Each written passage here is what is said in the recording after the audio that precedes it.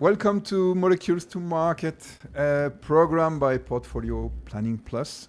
Your hosts today are Uwe and Nicolas. And we have the immense pleasure today to welcome for this first episode Mr. Sanjay Gupta. And I display the profile of Mr. Sanjay Gupta on the screen here on our platform. Mr. Sanjay Gupta is former CEO project of Dangote Refinery and Petrochemical project, and also the former chairman and managing director of Engineers India Limited, EIL. He has been associated with the hydrocarbon industry for over 4.5 decades. And this is what he will be talking about today, how the refining industry in India has evolved. And he has been actively involved in the conceptualization, detailing, and implementation of mega projects with billions of US dollar stake. Mr. Sanjay Gupta is also an author of 8 books so far, and this is also another topic we will discuss with him maybe in a later session, because these books really have a lot of knowledge embedded in them that we want to uncover with you. And now I am handing over to you, Sanjay. Maybe you will develop a little bit more about the story of your life and what happened in India in the refining sector. Thank you very much. Thank you, Mr. Nicole. Thank you, Mr. Way. Uh, Always a pleasure to say hello to you and join in a session which perhaps can be exciting. And it becomes a lot more exciting when we have to talk a little bit about ourselves, give you a brief overview as to what we are, what we have been doing.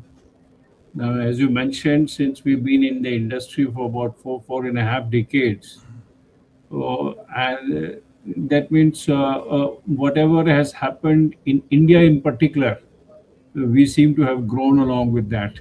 So our story, personal and professional, actually more or less synchronizes with each other. So I think I'll give you a brief overview, and then perhaps we will touch upon some interesting facts as to how the Indian hydrocarbon industry has developed, where we are, what we have done, how did we develop this far, and what exactly we have in mind with respect to the future in perspective. Uh, uh, Basically, I am belong to a place known as Mussoorie, that is up north in India, in the state of Uttarakhand. It's a small hill station, a salubrious place, so to say. Uh, Nice weather, because it's a hill station. And we had the privilege of all our early upbringing and education essentially out there. Subsequent to that, we picked up our engineering from IIT Roorkee, which is also one of the premier institutes. And thereafter, we had the option of working in several industries. But we chose to actually pick up or join Engineers India Limited in early 80s, and perhaps that is how our association with this hydrocarbon industry began. Now, as most of you would know, that initially when the country gained independence in 1947, we had but a very nominal refining setup in the country. There were certain refineries which were set up, all of very small capacity, but which were actually catering to a very, very nominal requirement. So we didn't have anything of significance at that point of time. But in the decades of 50s and 60s, uh, broadly there was an outlook or a strategy which was being built, as to how this industry should be developed in the country. To start with, India had an orientation of following a public sector arrangement in terms of the industrial development. That means most of the setups were government owned. See, even the initial companies which got set up, they actually took over the companies which were set up by the British earlier on in India. Small capacities were existing in Assam, Gujarat, Mumbai, things like that. And those refineries was just about everything, maybe 1.5 million tons capacity each. Most of them were topping refineries, very little secondary processing. So this continued till about, what, let's say, the mid 60s or so. That was just about the time when Engineers India Limited as an organization was set up. Now, the mandate for this company essentially was to be the custodian of knowledge in the public sector undertaking. Again, this company was an offshoot of Bechtel. Bechtel was actually operating in India, but through a regulation, this became a public sector undertaking. And that is how our brush with the hydrocarbon industry started. So I must say that when the company was initially formulated, there were sketchy contours which were only figured out. One was that later on, as the country would develop and when more refineries and hydrocarbon complexes would be set up, uh, there needed to be a company which could be a custodian of technology selection.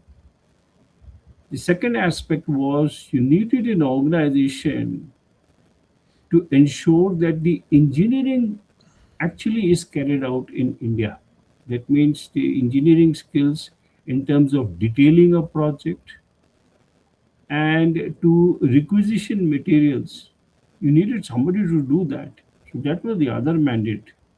And the third part was to offer project management services. Now, it started in 1965 again. I should say the background was extremely humble. It was just a few people who got together and set up this particular company. And then, in a very small way, the industry began to develop. It was in the mid 70s. Well, even prior to that, there was a lot of onshore drilling which was going on. Nothing very substantial was struck, but we did have some oil in the Gujarat regions, some oil in the Assam segment, and elsewhere also. But nothing very substantial to talk about. But we did have some activity.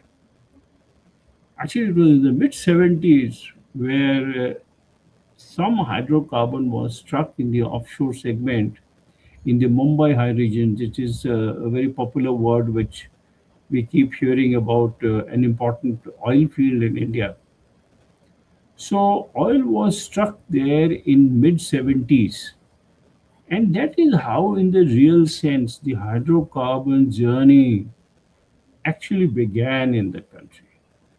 Since the prospects were good, obviously the plans were laid out to set up several oil wells which could be configured in a satellite configuration and then connected to process platforms where oil and gas could be separated and hooked up onshore through subsea pipelines.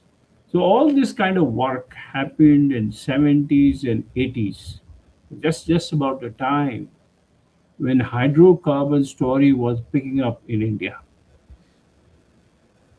Alongside what was also happening, the exploration activity continued to grow in that region, and luck would have it.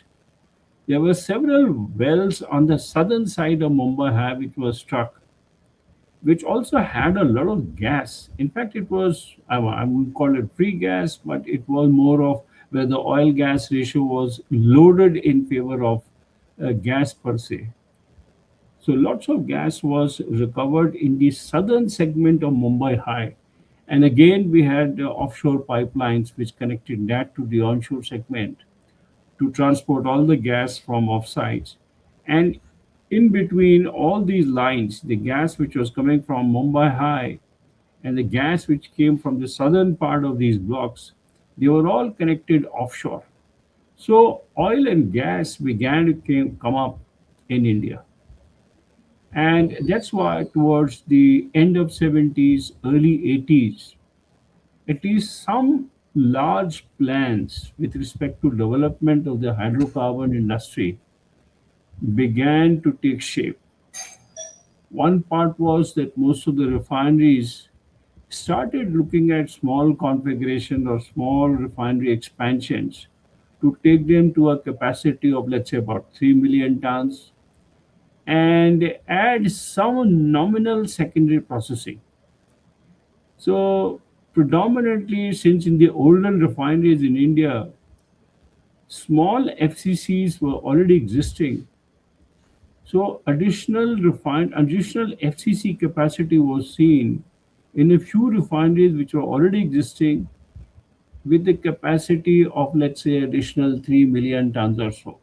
One of the important refineries at that point of time was in the Gujarat region, where we also had a lot of onshore oil produced and some more soil, as I mentioned, started coming from Mumbai High.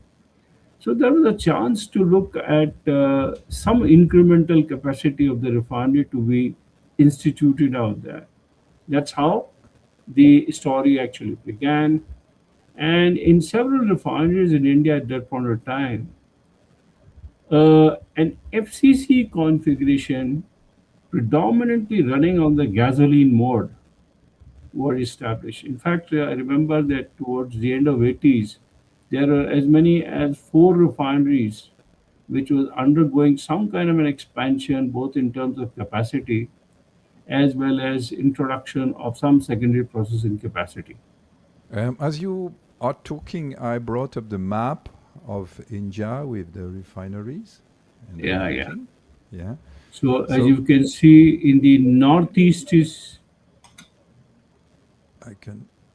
northeast is northeast is somewhere in the Assam region, which you see at the top, Northeast, yeah, north. here, So that was one region where oil was found out, this yeah, particular region. And yeah, then somewhere near Mumbai, you see, adjacent to Mumbai, there is a place, there is a state, Gujarat, which is adjoining to Mumbai, hmm, to Maharashtra actually. Up north here, you see this place, Gujarat Gujarat. here, Yeah, that's right. okay. So these were some segments which were developing at that point of time. We also had a refinery in Vizag at that point of time, somewhere here. So I don't see what you are pointing to. yeah, you can't see, but actually near Hyderabad, you see on the other side Yeah, okay, Hyderabad. in this side here, Yeah. okay. So some refineries were already existing at that point of time. Very small capacities are there. So additional capacity started coming up. So as you would notice, what happened was that the delta increment in the refineries was only nominal. Something was existing. A new, let us say, crude vacuum distillation of 3 million tons was incorporated. And then, of course, you had a nominal CCR for the gasoline block to handle the naphtha. And then the secondary processing, as I mentioned, we had FCCs. In that particular era, the bottoms of the refineries were not complex. There was nothing much which was being processed at that point of time. The country still had lot of fuel oil requirements, lots of bitumen requirements. So in the bottom, predominantly it was a visbreaker and bitumen combination. So the refinery looked very simple: a crude unit, a vacuum distillation unit, the naphtha being split into light and heavy naphtha, the heavy naphtha finding way into CCR, and the VGO from the vacuum section was actually finding way into an FCC. So Now, CCR, for listeners to clarify, it's a continuous catalytic reforming. yeah, CCR, Yeah, catalyst which is continued. converting Yeah, yeah, naphthalene and alkenes into the, aromatics. yeah. The sole idea at that point of time was to actually get a cut of reformate where the octane boost could happen between 98 to 105, so that all the naphtha which was being produced in the refinery could have a suitable octane number which could feed the which could be utilized in the petrol pumps, etc., for meeting the automobile sector's requirements. But at that point of time, actually, specifically, to be very honest with you, the configurations were not driven by any environmental strictures or environmental considerations, so to say. I think we must be mostly in Euro 2 and Euro 3. And in certain cases where we did not have enough reforming capacity, we were using TEL, tetraethyl lead, as one of the additive to boost the octane. So all kinds of techniques were being used to actually produce gasoline and some amount of diesel from these refineries, and a lot of fuel oil continued to be produced. So, I mean, if you look from the complexity point of view, there is hardly anything which we can talk of in terms of number, because A, the capacity of the refineries were very low, and there was very little processing capacity, so to say. And the hydro processing capacity was almost negligible. Nothing was being upgraded because the DHDS regime had still not come in. I'm talking of the early 80s and that kind of a period. Now, uh, so in the era of 80s, some small capacity started building up in the country. Also, as I mentioned, Gujarat, that was very important from one point of view, because while we had a refinery over there for a small capacity at that point of time, the country began its foray into petrochemicals also. So there were two complexes which were set up. One was a refinery, then we had a boundary wall, and across that we had an olefin complex. It was a very small olefin plant of, let's say, maybe 130,000 tons per annum, very small ethylene plant. So it produced a lot of it produced some ethylene and propylene, and we had a multiplicity of downstream units, each one of So them very small capacity. with So we ethylene had plant, with ethylene plant, you mean it was an IPCL steam plant, cracking? yeah, steam cracking, Yeah. and this at that point of time we used to call it the IPCL complex, which is later on it was taken over by the Reliance group. But at that point, it was a small cracker, olefin cracker, steam cracker, and the ethylene and propylene which was so produced, the quantities were not very high. But incidentally, what was done in that complex was almost everything that we can talk of petrochemicals. So we had a swing unit, we had a polypropylene unit, we had an HDPE unit, right? We also had an LDPE unit, high pressure LDPE process. We had a small VCM PVC plant, and we had a DMT complex in that. At that time, PTA was not very prevalent in India, so we used to produce DMT as a product which was going into the polyester industry, so to say. So So DMT earlier means versions was that. dimethyl terephthalate, Yeah, that's right. and So PTA is purified terephthalic acid. yes, that's right. Okay. That's right. So why I'm telling you that is that Engineers India got a chance to work both on the refinery and this olefin complex. So while the units were small, a lot of knowledge was acquired. This plant was by ABB Lummus, and we had a whole lot of licenses across the globe in the world to supply various kinds of technologies. So the exposure to the petrochemicals was also available. The exposure to the refinery was also available. So a lot of conceptual knowledge as such was acquired within the company.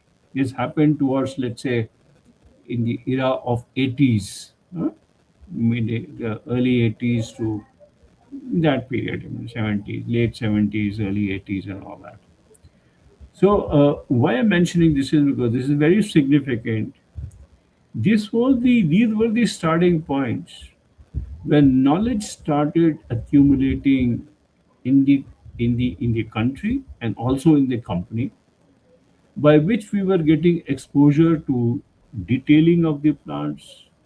We were getting exposure to procurement, although not much of it was actually sourced within the country, but at least even if it was global purchase. So a lot of procedures, standards, specifications were being developed so that one could initiate procurement.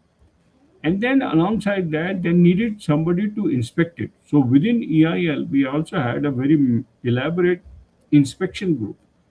So while we were procuring things, we were also inspecting the material and releasing it for dispatch to be brought to site.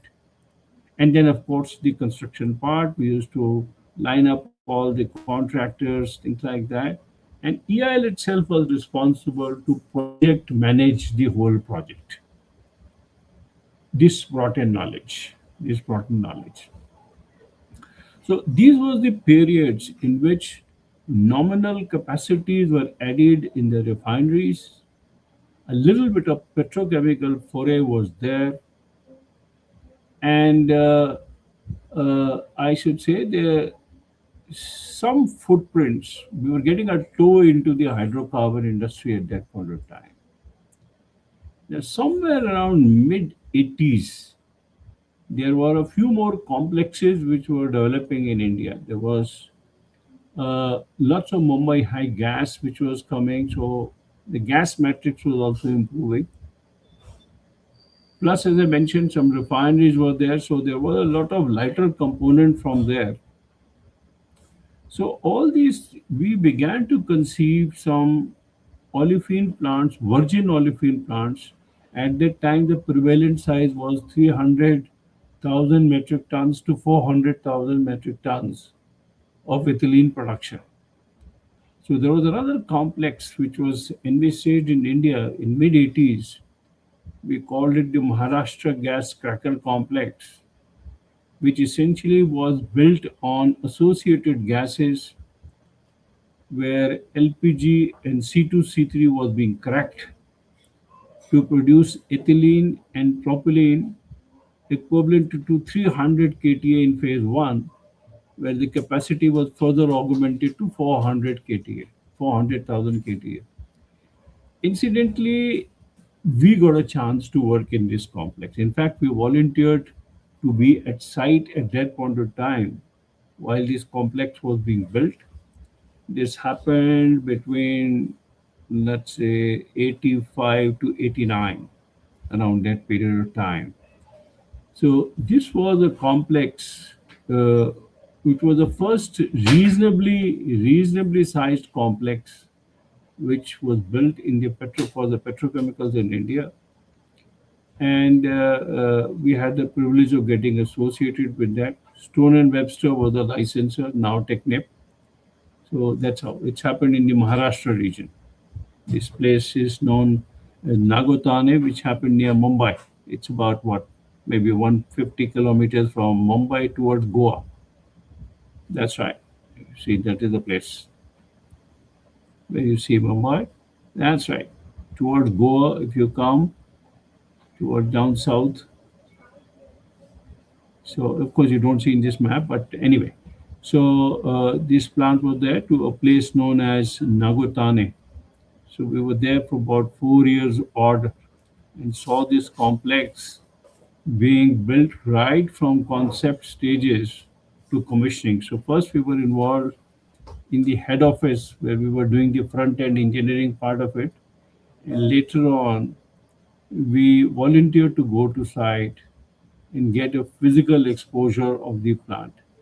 So that was one part. Concurrently, in this particular period, once this complex came up, there were other complexes which started building up in India because oil and gas, as I mentioned, started coming from Mumbai High.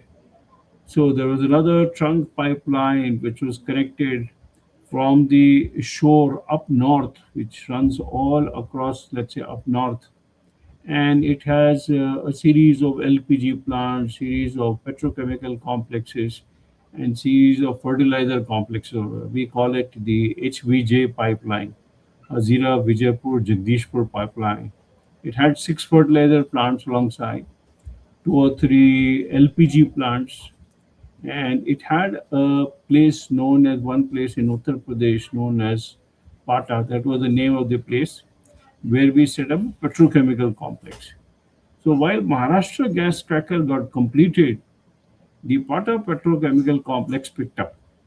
And we had a chance of moving from one complex to the other to support the other plant. So our initial experience was mostly on the petrochemical side, starting from Maharashtra gas cracker to the Pata petrochemical complex.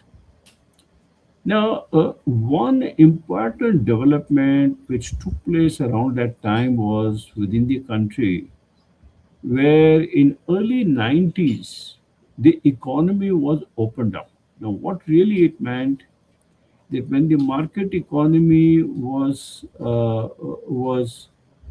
actually brought into the country, so to say, the refining sector was actually opened up.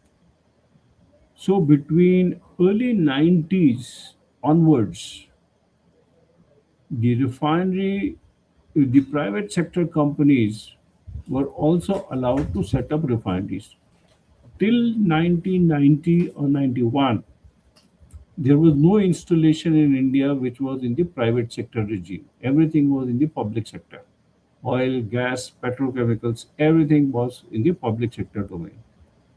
It was only in early 90s that this sector got opened up.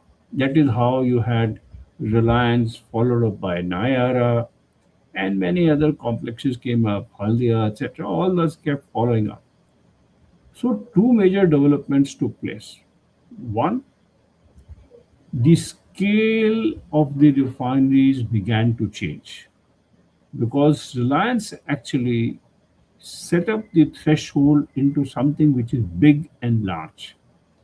So they conceived their first refinery itself, which was close to about 30 million tons capacity, and which was followed up, and this refinery was commissioned in somewhere around 99, followed up by another refinery, which was export-oriented refinery, adjacent to the previous one, which was commissioned in somewhere around 2007 and 8. So they have a total capacity of 60 million tons. And this place, the place where they have it is known as Jamnagar. In the same place adjacent to the Reliance refinery, we also have what we call as the Vadinar refinery. This was originally by the SR group, which was actually taken up by Naira later on. So this refinery was another 20 million tons. So a lot of capacity in the refining was being added by the private sector companies. Alongside what happened was the three oil majors which were existing in the public sector undertakings at that point of time, which is Indian Oil Corporation, HPCL, and BPCL. These three are the oil refinery or downstream segment. Downstream, three companies are there. There are two companies in the upstream segment, ONGC and OIL. They are the ones who are actually involved in exploration activities. And there is one more company which we call as GAIL, Gas Authority of India Limited, which actually handles all the gas which is produced from these places, transports it across cross-country transportation, setting up the pipeline infrastructure.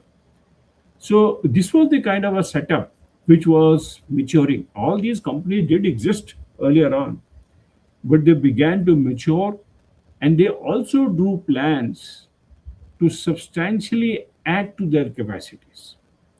So newer refineries of, let us say, we were still not going very big, but at least we were started began to look at 6 million ton capacity, new virgin 6 million ton capacities, which came up at various places. So in the first phase of the refineries, what we did have some capacity existing, 2, 3 million, or 3.5, 4 million, for which we had multiple crude and vacuum distillation units.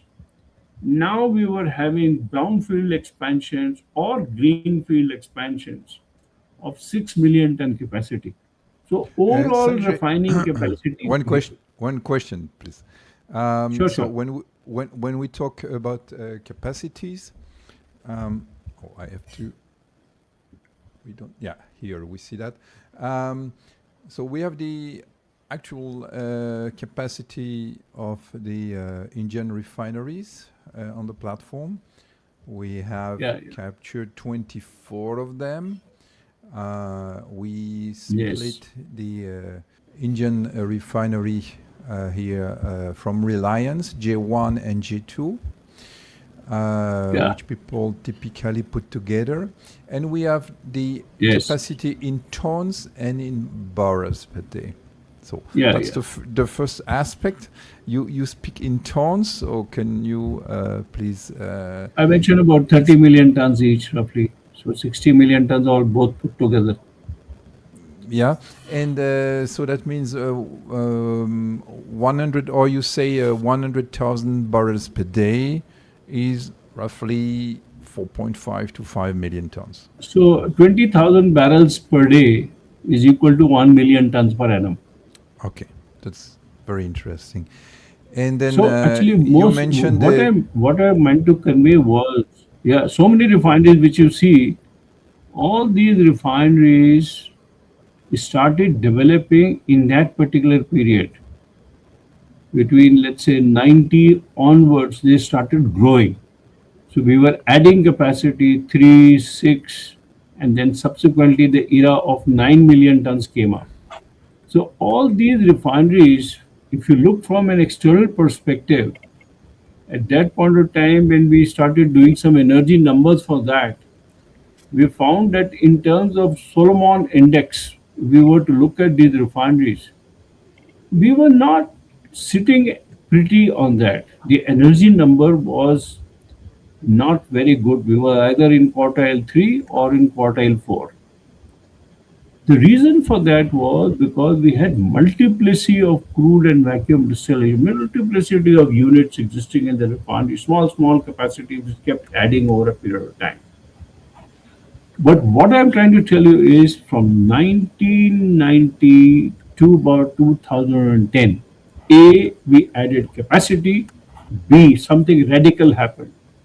Lot of refineries we did away with the older versions, older refineries which were existing of 3 million, 3.5 million, and replaced that with virgin new state of the art new plants. So new crude and vacuum distillation units came up, and the existing plants, which were vintage, so to say, at that point of time, not very efficient, they were all knocked off. This was also the time where the transition happened,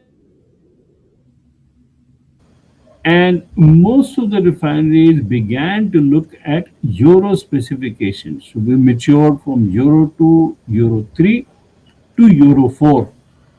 So between 90s and, let's say, the first decade of 2000, most of the refineries in India were modernized, their capacities were increased. Significant of the refineries looked between 6 to 15 million tons on an average, roughly. Most of these, I'm not talking about Reliance and SR, they were big and virgin right from the beginning, but the others in the PSU segment. So a lot of capacity in the country, as well as lot of specification upgradation and lot of Nelson criticality index began to be built in the country.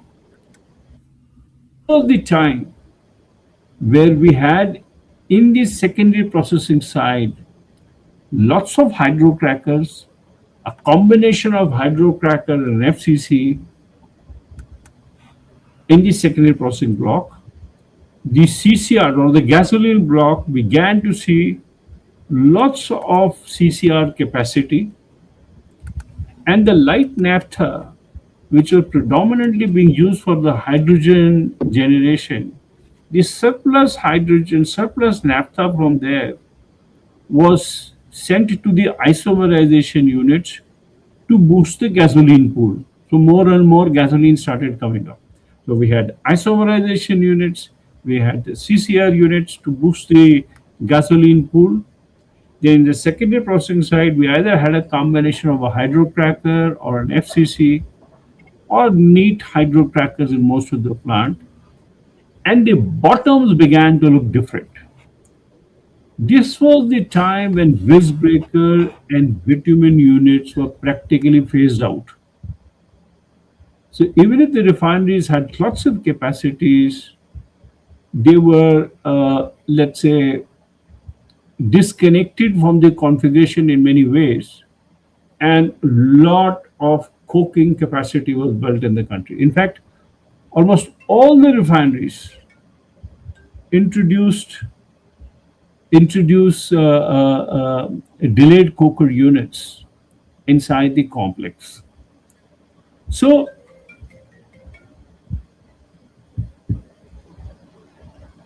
just a minute, I'm having a little bit of a issue.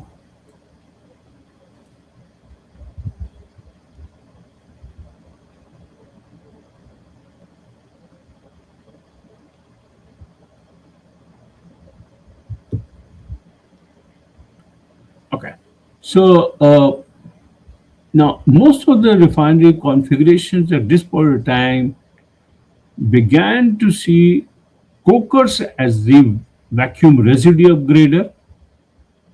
On the secondary processing side, we had a combination of hydrocracker and FCC or exclusive hydrocrackers. That means full conversion, or we could have once through. We had at least two or three refineries which also introduced RFCCs in their plant. So a combination of hydrocracker, FCC, and FCC also processing a little bit of resid. So the FCCs were a little bit more complex, not really an FCC in certain cases, it was an RFCC. But we also had many plants where we had only a combination of hydrocracker and FCC. So that was the other part. And with this, I thought most of the refineries moved their complexity number from 10, 11, 10 to 11 regime, that kind of regime, because the coker's capacity was large, hydrocracker capacity was also substantial. The overall capacities of the refineries started ranging between 9 to 15 million, as a most of them were in that region. Even if they had come, they had more than one unit or so. And most of the crude and vacuum distillation units also became state of the art. Now, this was also a time where we did not have enough gas in the country to be integrated to the refineries. So most of these refineries at that point of time were serving the purpose of fuels refinery.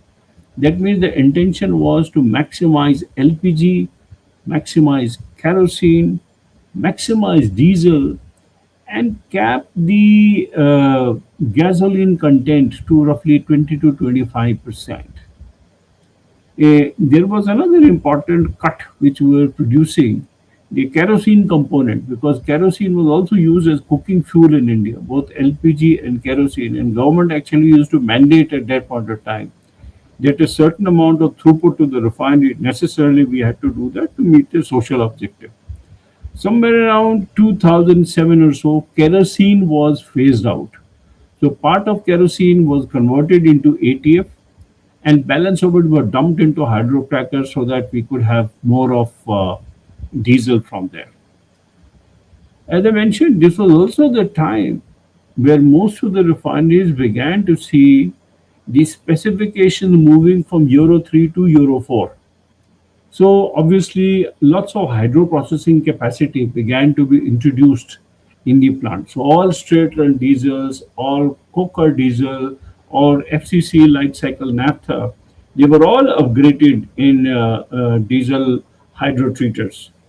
And these diesel hydrotreaters still were not addressing a very high cetane, because for substantial period of time we were at a pool cetane of 48 in the refineries, which did not warrant a very high pressure in the diesel hydrotreater units. It was, I mean, a combination that maybe from 2009 to, let's say, onwards to 2017 18, that most of the refineries were upgraded from Euro 4 to Euro 6. That means the hydro processing requirements in all the refineries went up substantially.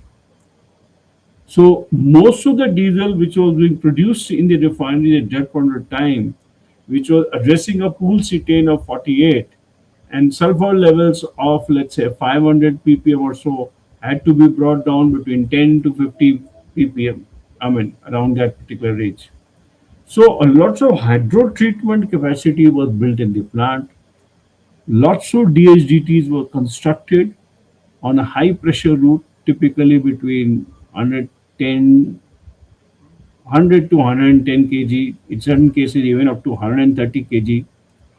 And these diesel hydrotreatment units began to address a pool cetane increment from 48 to 51 to meet the Euro 6 requirements. The pool cetane went up, diesel sulfur ppms dropped down to 50 ppm in some cases, 30 ppm in some, and in many cases it was around 10 ppm, because the refineries had a combination of DHDT as well as hydrocracker. But with all this thing, what happened was the hydrogen requirements in the refineries went up substantially. So almost all the light naphtha, because we don't have gas in the country, so most of the light naphtha which was being produced in the refinery was actually being utilized to produce hydrogen. Not a very efficient way to do hydrogen production. But then, since we did not have gas in the country, there was no other alternative but to utilize naphtha. It's not a very efficient way of sort of recovering hydrogen from there. But our hydrogen requirements are very substantial, between 70,000 to maybe 100,000 tons per annum in refineries, depending upon the configuration which it was addressing. So this was the time when the specifications were upgraded, capacities were increasing, complexity was increasing, and that's how it was. The other subtle point in India, which is unlike, which is quite different from what you see in the West, uh, till about maybe, let's say, the first decade of 2000, Indian electrical grids were not very reliable. The grids were existing, lots of power was generated from the coal power plants and pushed into the grids, but the grid's reliability was always a question. So anybody who was setting up a refinery or a petrochemical complex was actually very worried to be dependent exclusively on power import to the complex from the grid. So that is why most of the refineries in India have a captive power plant. Now, as gas became gradually available, we started putting a combined cycle power plant where gas was the feedstock. We had gas turbines coupled with HRSGs to produce steam. And then we had boilers which were still utilizing the fuel oil which was being produced in the refinery, so that the steam and the power requirements of the refinery could be met. Now, typically, if I were to drop a number, about 6 to 8% of our crude throughput was being actually utilized in power and steam and power generation to meet the captive requirements of the refinery. It is quite a substantial number. So that is why our average distillate recovery in the refineries uh, varied from, let's say, 82 to 86%. Most of the time, 82 to 86, pushed up a little bit more, maybe 88%. So about 12 to 14% was either in steam and power generation or certain losses which were there in the plant.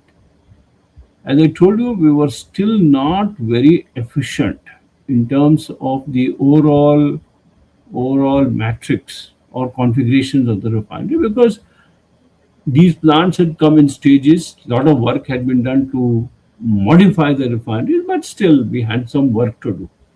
The second decade of decade, also in the first decade, I thought the other parallel development which was taking place was the country's petrochemical demand was going up. So most of the refineries in India, at least some of them, I wouldn't say most at that point of time, but some of the refineries began to look at liquid-based olefin plants and aromatic complexes. So we had a couple of complexes. We added first the aromatic complexes in certain cases, and in some other cases we also added the olefin complexes. Olefin complex is steam crackers, and some of the refineries where these plants were set up, since the requirement of the naphtha was very high, so a cluster approach was adopted, where from naphtha from two or three refineries was collected centrally at one place to feed both the aromatic as well as the olefin complexes. So that was the time when we were beginning to scale up most of the olefin plants also.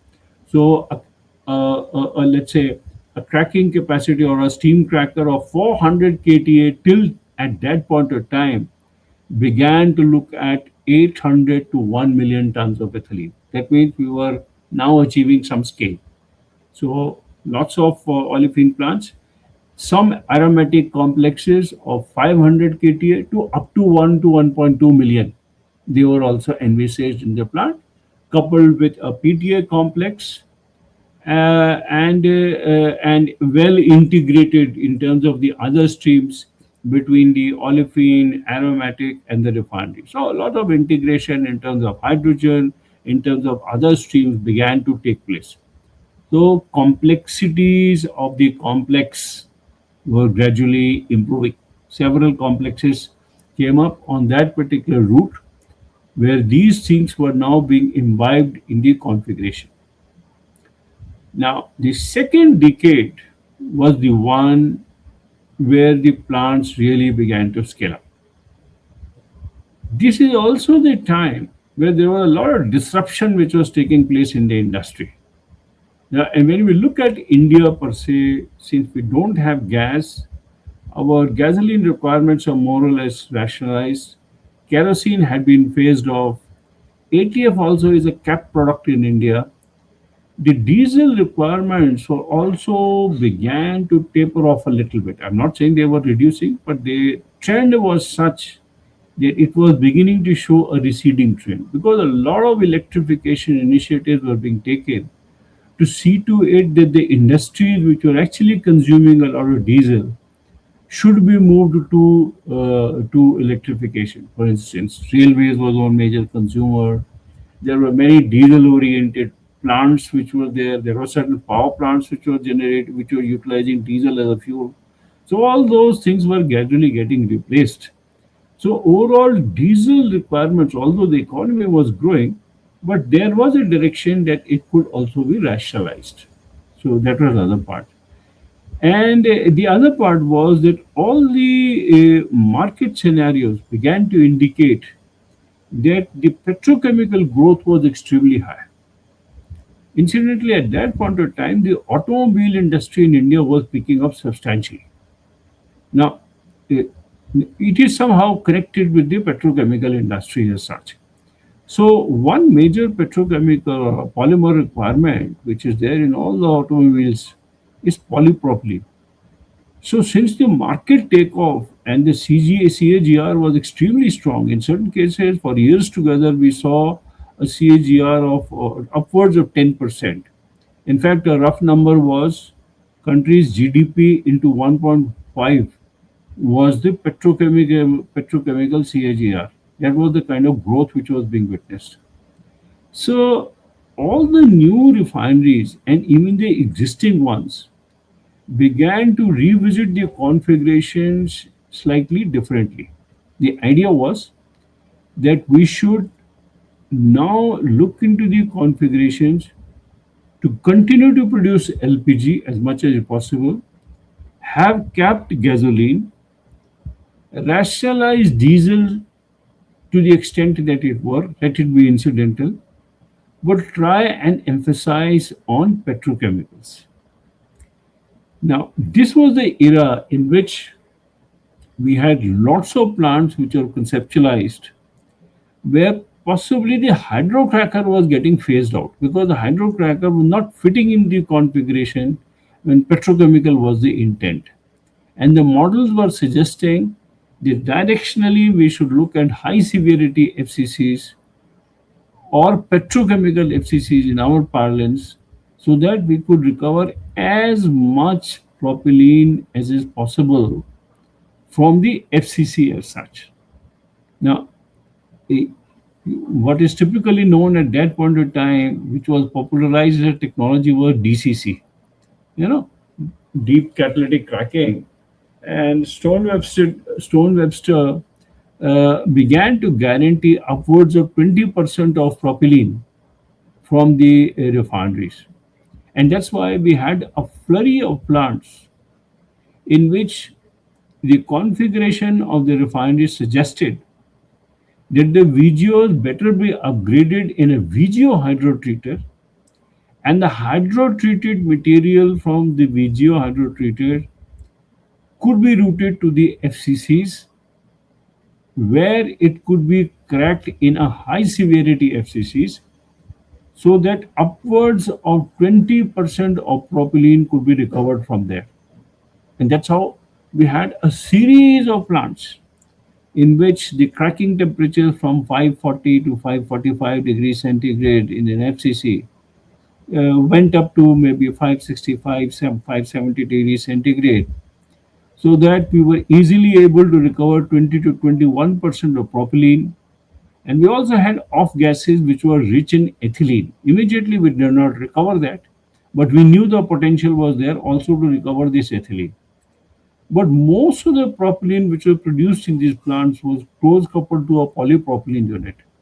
So the FCC capacities was so designed that each of the FCC or the high petrochemical FCC gave us about 450 to 500 kTA of propylene, which could be close coupled to a polypropylene unit, which was 450 to 500 kTA single train, depending upon the extruder availability at that point of time.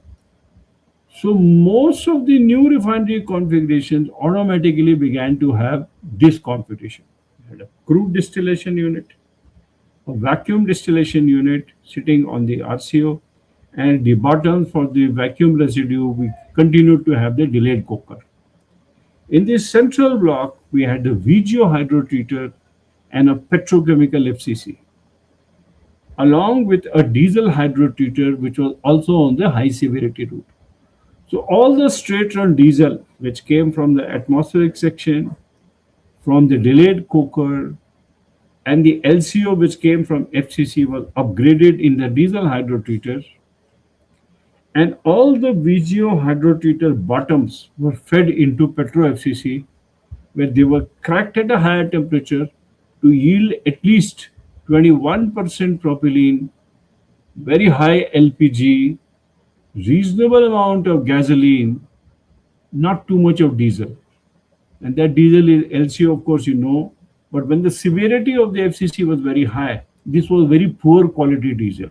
So cetane numbers were what, maybe in uh, between 24 to 29 or 28, very poor diesel. So it required severe hydro treatment in DHDT.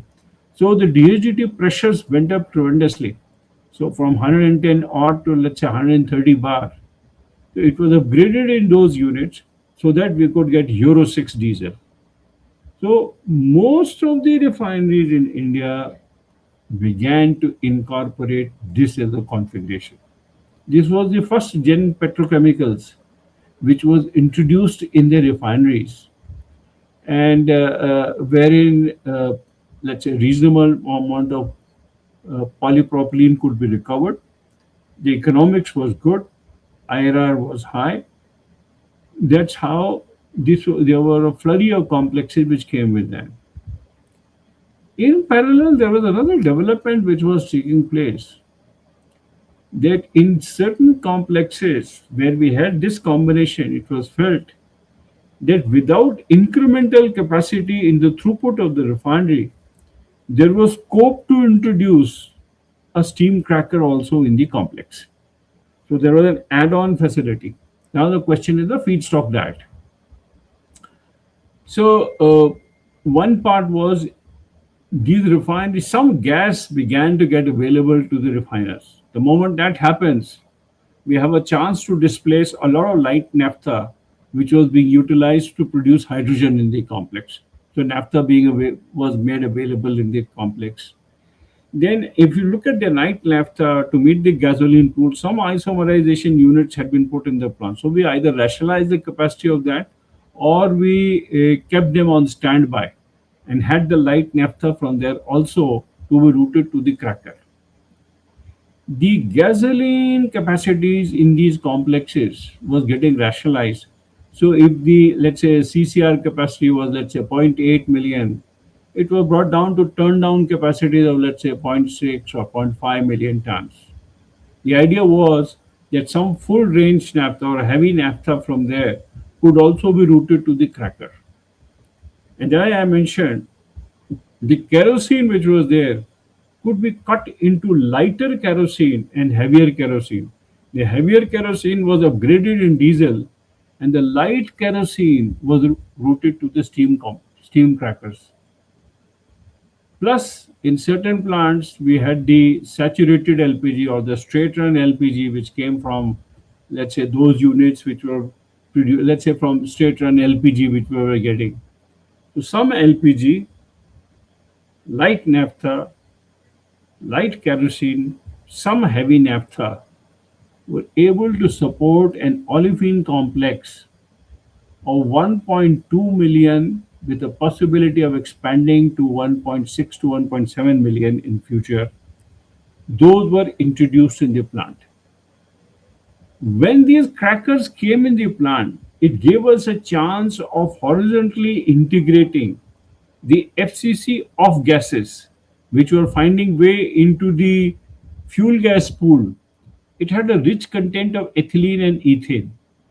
So all this material was routed to the olefin complex, where the ethylene was recovered as a product, ethane was cracked to extension, and if there was some propane which had slipped to that, that was also cracked in the steam cracker. So we had an additional integration in the plant, which improved the viability, improved the economics of these complexes. So naphtha crackers also began to get justified. So in these refineries, you would be surprised that even with maybe a 12 million ton refinery, we are able to support a Petro-FCC which is producing 500 KTA of propylene and a 1.2 million steam cracker complex properly or adequately integrated with Petro-FCC. So the potential to produce a lot of downstreams in terms of LLDP, HDP, or a slurry based HDP, or a VCM PVC complex, and have lot more capacity of polypropylene built in the plant. So lot of public sector undertaking plants have conceptualized the olefin complex as an add-on facility. So that happened in one complex. It is currently also happening in two more complexes, where also there is a combination of in one complex there is a combination of aromatic complex plus olefin complex. One complex there is maybe a base refinery, not a very high capacity, but an olefin complex out there, so that they can have more petrochemicals. I mean, as you notice, the trend was to add flexibility to the refinery and swing the product pattern from a fuels mode to petrochemical mode. Now, in most of these cases, when we are able to do it, we are able to produce petrochemicals to the extent of 20 to 26% of the feed is getting converted into petrochemicals. And obviously, we have capped the gasoline to maybe 20-25%. LPG, whatever we get. Typically, we get 5 to 6% of LPG. And ATF is also capped 3-4%. Diesel close to 40% or so. And balance is all petrochemicals. This is how most of the configurations have become lot more complex, lot more interesting, and it's been a gradual process. Sanjay, So, I have a question here. When you sure, say sure, sure. flexibility to switch from petrochemical mode to fuel mode, uh, on which factor will the switch depend if you do more petrochemicals or more fuel? Is that the market conditions, the demand, the feedstock availability? When does that happen?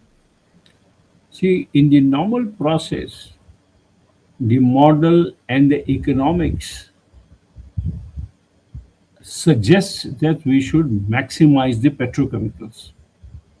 So, in normal operation of these complexes, where you have the Petro-FCC and the olefin complex, directionally we are maximizing the petrochemicals, except for certain mandates of the government. One mandate is we cannot make a compromise on LPG production. So whatever LPG is to be produced, that has to be produced. But we can swing the other requirements. In India, because gas is not available and hydrogen is very expensive, we don't crack diesel. Unlike what happens in the West, in certain West or let's say international configurations, the diesel hydrotreater itself is designed as a mild hydrocracker so that we can crack the diesel to an extent and recover naphtha as feedstock from there, which can go either to the gasoline pool or can be routed to the petrochemical complex. In India, we don't do that because we don't have hydrogen. Hydrogen is very expensive. We don't have gas. So in normal process, the configuration and the model tells us that the most economic scenario is to maximize petrochemicals and rationalize the distillates. But say, for example, a crisis took place like the one which took place in Hormuz right now. Once Hormuz got closed, India had a problem. We have a lot of refining capacity, so we are not worried on diesel and gasoline. But we have a serious worry on LPG. What Hormuz did for India was it blocked LPG, it blocked our LNG. Even LNG we can manage because you can get else from elsewhere, or we can rationalize the requirements to an extent. But LPG is extremely critical because it is required as cooking fuel in India. There is about 33 million tons of LPG requirement in the country. Now, if LPG and maybe 50% of that, 50 to 60% of that is imported. Now, once Hormuz got blocked, we don't have that LPG. So what did we do? We switched over our configuration into LPG mode. That means in the FCC, we stopped producing propylene, ran the high severity FCC on LPG mode. Number one. Number two, in the olefin plants, in the propylene section, we did not split the propane and propylene and pushed it into the LPG pool. So you'll be surprised that LPG in our all the refineries put together what we produce in the country is 35,000 tons per annum. That was immediately boosted to 54,000 tons per annum. Why? Because we were able to swing our configuration this way. So partially we were able to obviate the problem till such time as we secured some LPG from US and all that. Because with US the difficulty is that transit time is very large. It takes 45 days for LPG to travel from there to India. That's too long for us because once Hormuz was blocked. So in the interim, what we did was we we were able to switch over the production, compromise a little bit on petrochemicals, and maximize the LPG production because that was the requirement.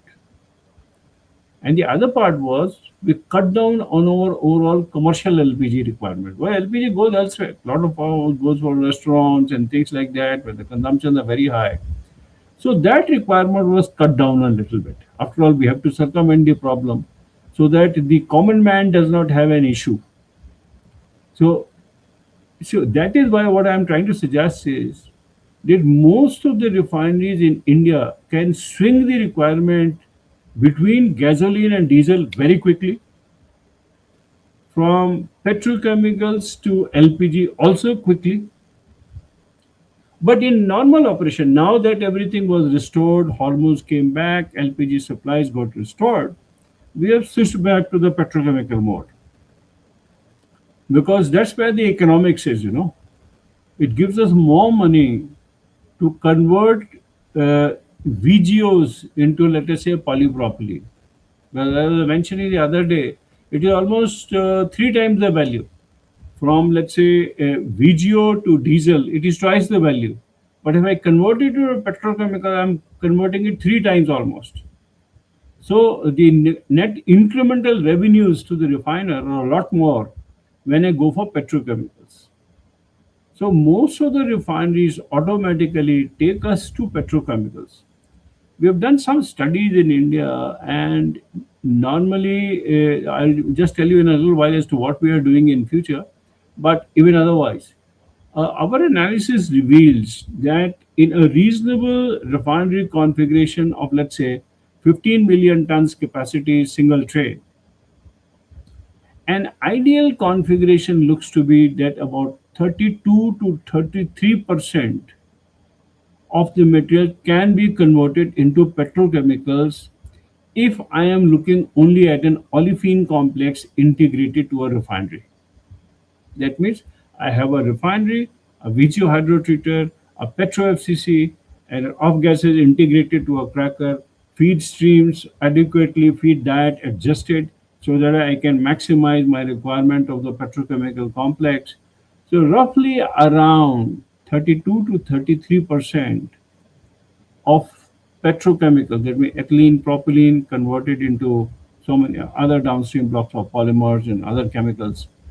That looks to be one combination. If I have a combination of olefins plus aromatics, this number changes from 32% to about 42%. That means in a virgin refinery of 15 to 20 million tons capacity, and this is what the Chinese are doing in most of their refineries. So in certain plants, they are going exclusively for aromatics. In certain plants, they are going for combination. What we found that the real value of the money is in a combination where you have both aromatics and this thing. But for that, the refinery capacity has to be optimal. So our analysis is that if the single train refinery is 20 million tons, it can support a reasonably sized aromatic complex and a reasonably sized aromatic complex to give me roughly around 42% of petrochemicals against the throughput. And that's a very economical combination. I'm still not looking at crude to chemicals. Crude to chemicals, which SABIC, etc., has done, they have hit very high numbers of 70% petrochemical and all that. In Indian context, we unfortunately did not find it very economical because we don't have gas. Well, they can go for very high hydrocracking capacity because they have gas, they can produce hydrogen. So for them, the lighter crude can actually be pushed into a hydrocracker and then split into various streams, and then they can go for big olefin and aromatic complexes. In India, we can't do that because I don't have gas. And certainly, if the gas is all to be imported, it comes at a certain price. So India, the gas price is what hovers between $11 per MMBTU to as high as 17. So it is in that band. So it is not very economical for us to go for too much of hydrocracking capacity, too much of crude to chemicals. We have to look at an optimal configuration. And India, one of the direction is look at 30 to 32% of petrochemicals if you're looking at olefin based plants where the returns are very good. Uh, and But if you have good PTA capacity which can be supported in the market, then I think it also makes a good sense to put a aromatic complex plus a PTA complex. And then I think we can hook up all our petrochemicals up to about 42%. And that's what gives us lowest capex, reasonable utility requirements, high IRR. This is what we notice in Indian context because we have to take care of many things. I don't have gas, so my configurations have to look very different from what you see elsewhere. If gas is not available, I have an issue. And when we have to import gas, it doesn't come cheap because gas may be very cheap in USA when it starts from there, but liquefaction costs, transportation costs, regasification costs, then the refineries are all split over integration costs. I mean, it's one hell of a lot of money. So one has to look into it. An optimal configuration, where is this? So most this is where the hydrocarbon industry developed in the country. What is happening now, let us say in this decade? So I told you this is the decade, second decade. Now the third decade is witnessing a change. We are no longer conceiving fuels refineries. All of them are necessarily integrated refineries. If a new refinery has to come up in India, most of them are integrated refineries. That is one development. The second development is we are beginning to look at cokers very carefully. Coker is a very good unit from economics point of view, but coker has its own problems in terms of coke make. So earlier on, we had a lot of coke which was finding way into coke kilns. It still does. Lots of coke which is produced in the refineries, it goes for coke kilns. Some it is also sold for gasification. There are not many facilities, but yes, it can be sold for that. But in India, one trend in terms of configuration is to go for a CFBC. That means all the coke from there we take to a circulating fluidized bed boiler and produce steam from there, which can convert into power or meet the process requirements. That is how we are getting bottoms of barrel.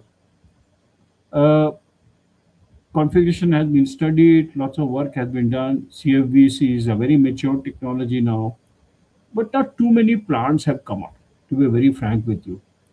Plus, most of the owners, based on environmental considerations, if you don't put a CFBC, have some concerns on coker. So one of the configuration which is emerging is we are beginning to cap our coker configuration. Coker is still a good unit to put at the bottoms, but then the capacity of that, unlike what is done in Reliance, such for 30 million or let's say over total 60 million, they have two massive cokers, eight coke chambers. There are total maybe about 16 coke chambers there. That kind of coker capacity we are not looking in typical refineries. What we are looking now is either a 2.2 million ton coker, which gives me a two chamber configuration. It fixes the capacity of 2.2 million, and the total VR which comes, partly it can go to coker, and the balance we are putting slurry hydrocrackers. The idea is that we should upgrade the distillate requirements or the feedstock to the petrochemical complexes, because the intention is to maximize petrochemicals. So it does make sense to put resid hydrocrackers. The only issue is that we have to be careful in terms of the hydrogen requirement. Resid hydrocracking requires very high hydrogen. Now, since we do not have gas in the country, we have to be careful.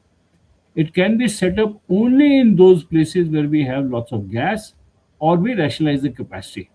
That is why in India, we prefer to have bottoms split. Instead of one unit, have two units. Have a coker, so that let us say if I am putting a 15 million ton refinery, so 25% of that, roughly around 3.75 to 4 million tons, is vacuum residue which I am going to get.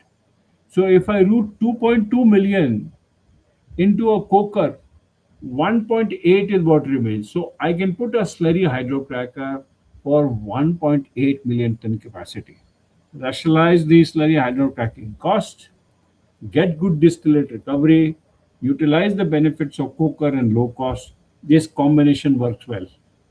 This combination works well. So this is one configuration which is being closely studied.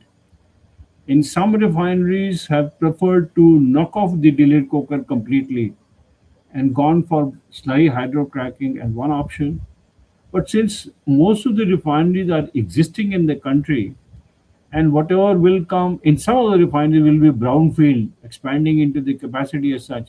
So they will insert a resid hydrocracker in between with either an existing coker which is already there. So they don't have to put a very high coking capacity as such. So we want to rationalize the coker capacity and see if as much hydrogen is available with us, it can be upgraded into a resid hydrocracker. And resid hydrocracker gives us the flexibility. I get the distillate from there, which can go into the product pool, and there is a VGO cut from there, which either I put into a hydrocracker, or if I choose not to put one, and my intention is to maximize petrochemical, this VGO can be routed to high severity FCC also. So in the virgin configurations, it makes immense sense to do that. And there are many configurations which are being looked into from that point of view. The intention is that let's keep a good balance between the distillate production as well as the petrochemicals, because lots of disruption is happening on the fuel side. Almost all the countries are looking at EVs. They are looking at integration of green hydrogen into the complex. They are bringing in a lot of renewables.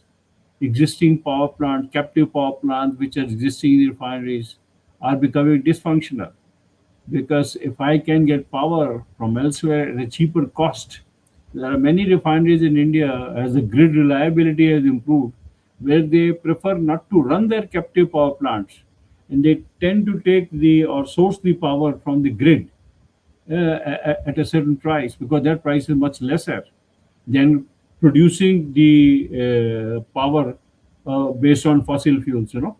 So it's much better to take coal-based power from the grid or renewable power from the grid if it is available 24 by 7, and integrate this thing. So refinery efficiency will improve. So as I told you, 8% of fuel and losses is, fuel requirements to the captive power plant is significant. Because the power plants are very big. They are maybe what, 450 megawatt captive power plant with, let's say, 1,000 tons or 1,800 tons. This is in some plant it goes up to maybe even 2,000 tons. But 1,000 tons plus 450 megawatt of power is a big capacity. And since these plants are integrated for the process unit, the efficiency is not the criteria. The availability is very important. So in many cases, the efficiency may be low, but reliability has to be very high, because I'm running such a massive complex based on captive facilities. So tricky things. quite different from what you have elsewhere. I think mostly what I have seen in Texas area or in maybe in some Western refineries also, there actually you have the utilities which are pooled and they are sourced either from by a grid or there's an OEM. So you have a hydrogen network from which you draw, you have a oxygen network from which you draw, nitrogen network from which you draw gases. Power you can take from the grid, maybe only steam you produce some facilities out there. That is not very common in India. In India, I think most of the complexes were not very confident about reliability of these things. So this is how most of these complexes have come up, and this is how technology. One important part which I also wanted to let you know in between, that is with regard to gas. It's not that we are producing some gas, which is not 50% of the gas requirements of the overall industry is actually produced domestically from various sources, but it's the other 50% which comes from elsewhere. So India also has a lot of LNG capacity. So lots of gas which we source from Qatar, USA, and possibly now also from Australia, although it haven't started, but yes, there are talks which are going on. So this LNG which comes from outside, we have lots of LNG terminals which have been set up in the country along with regasification facilities which are hooked up to the gas grid, and the gas grids run all across the country, and if there is surplus gas which is available, it can be tapped off by various consumers. In India, gas is preferentially there is an order of merit or order of priority which has been stipulated by the government. Preferentially, the gas goes to the fertilizer segment. Next to follow is CGD. CGD is the piped gas distribution as cooking fuel, and then the third part is some gas was going for power production at a certain point in time, which is gradually getting phased off because it is not economical to produce power through that. And gas is then also pushed into the steel plants and refineries. That's how it is. The idea is fertilizer and CGD actually get most of the priority because our intention is to displace as much LPG as is possible as cooking fuel. You really can't do it because the country is so large, requirements are very high, but it is happening at a brisk pace now.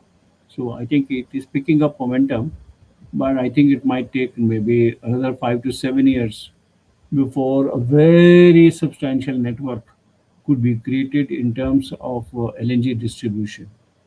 So most of it actually goes to the fertilizer complexes as I mentioned, and some of it is available for the refineries. Some of it is available for the steel plants also because there also gas requirement is there. So this is one thing which is happening. On the other side, in terms of modern developments which are happening, one of them is on the biomass side. So there is a lot of things which are happening on the biomass side. So we are producing a lot of CBG based on the agri waste which is there, and this CBG is getting hooked up with the gas grids so that we could utilize it as a piped gas, or it could be utilized through a casket which can be used in cylinders to run the automobiles. So that is also happening. So a lot of gas is being produced which is being utilized that way. And the other aspect which is happening is that there is a lot of discussion which is happening on the green hydrogen. So if green hydrogen becomes viable, currently it is not because I think it is still expensive as compared to the normal steam reforming process. But yes, in the times to come, as the prices of solar power is falling, and even if the electrolyzer costs are coming down, because India is setting up tremendous capacity for electrolyzers right now. So once a lot of domestic capacity is created, it is expected. Currently, we these prices are roughly around $3.8 a kg, green hydrogen. And our analysis is that roughly around 2.2 to $2.3 a kg, it will become competitive as compared to the SMR process. It is some time to go, but yes, it is expected that around 29 and 30, green hydrogen should become relatively competitive, and perhaps we may have lots of green hydrogen. A lot of pilot plants are being put up, but small ones, 10,000 tons per annum and all that. But nothing very major in terms of 70,000, 80,000, or 100,000 tons plant, which is required typically for a refinery or so, is still not mandated by the government or an incentive given.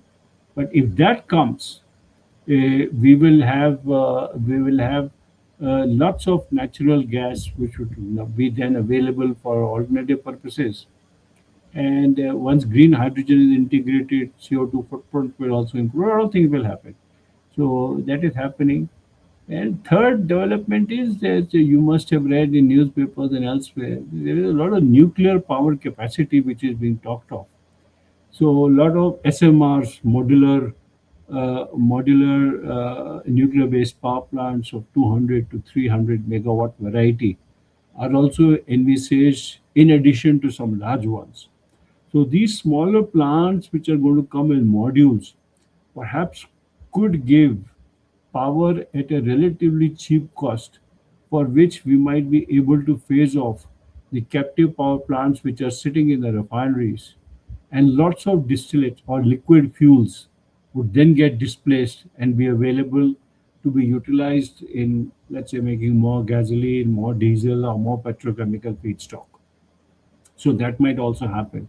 So these are the modern trends which are taking place. There is a general concern, like for carbon credits you have in Europe. So this is also a very active subject under discussion in India, but not really being followed, because the credit policy so far is not very clear. But there is tremendous potential to recover CO2 from there. And now that coal to chemicals, etc., is being discussed, there is a possibility that CO2 could be recovered from the refineries and hooked up with green hydrogen or green ammonia to produce urea from here. So that is also things, you get total benefit, but it's a question of something which might happen in future. So we will look into the decades of 30s, perhaps, where some more modifications, more things of this nature might happen. In India, we have 24 refineries, and all the refineries, the product evacuation system is a combination of pipeline, railways, and roads. Roughly around 70% of the products get transported through pipelines. So we have a very active network which cuts across the country up north, south, east, west. So the pipeline structure is very big, both for the liquids as well as for gas. And so it cuts across the country. So we have most of the refineries connected with that. Most of the major refineries are also connected with a railway siding. So about maybe 20 to 25% of the product is evacuated through the railways also, depending upon the distances which has to traverse, because the states are also very large. So within the state itself, one has to go. Sometimes it makes more sense to transport the materials through railway wagons. So that's the third part. And third, of course, is that for the immediate proximity part, we have lots of truck loading stations or tankers which are loaded in the refineries. What is actually done as a concept is that most of these refiners, we have a whole lot of marketing terminals which is spread across the country, and these terminals, they actually store gasoline, diesel, all the other products. Mostly gasoline, diesel, some ATF at times, or kerosene, and from there they are distributed in short distances. Also, there are lots of terminals also exist in the country. For LPG,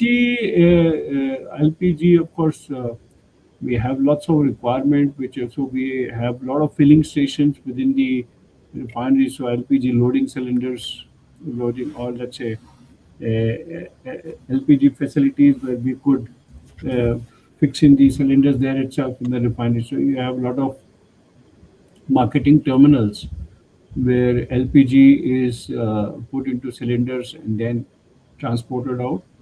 There is other flexibility also of moving it in containers from one place to the other, where one could also do the cylinders could be put together elsewhere. And then you have a dealer network along with that. But as I told you, since India imports a lot of LPG, we have number of LPG terminals, which actually we import the LPG from there, regasify it, and then cylinder it out and then send it to the various consumers. We are still not able to utilize LPG in our steam crackers, which is probably the right thing to do. But that may take a while till such time as enough gas is available or all these integrations of green hydrogen, renewable, etc. pick up. So Why is once, that? Why is sorry, that? Why is that you are not able to use the LPG in the you, steam crackers? no, no, we produce as much as is possible from the refinery. As I told you, our configurations are all designed to maximize LPG, but our requirement is very high.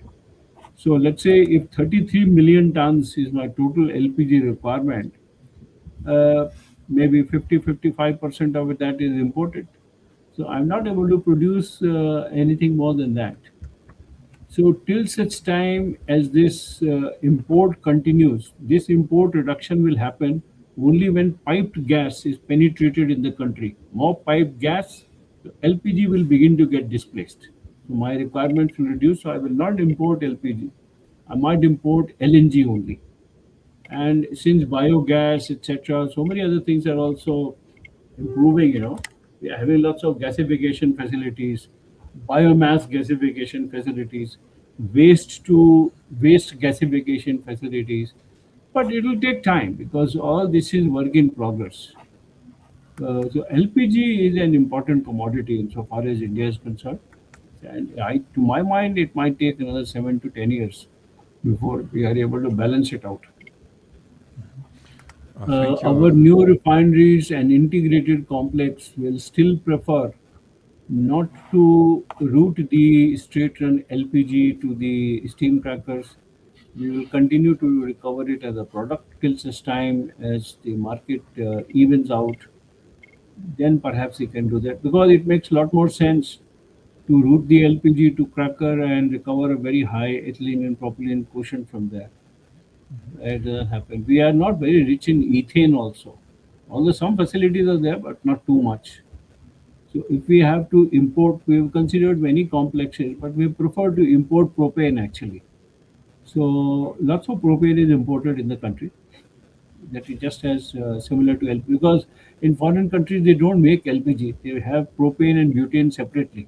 So we get these things separately in cryogenic tankers, unload in our cryogenic tanks, then blend it in a certain ratio and dispose it as LPG.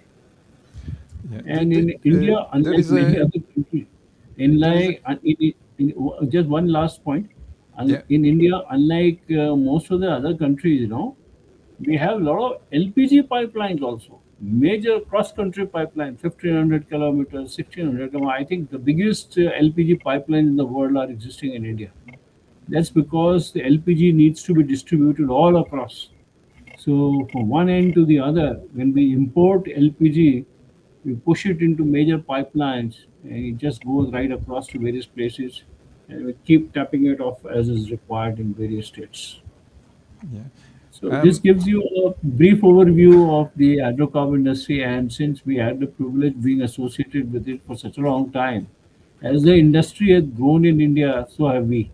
So while you see a lot of steel in our hair, so yeah. that is directly indicative of what is happening in the hydrocarbon. So we have aged along with the hydrocarbon industry in India. That's a mesmerizing review of the development of the refining industry in India. I wanted to ask you one question regarding the import-export situation.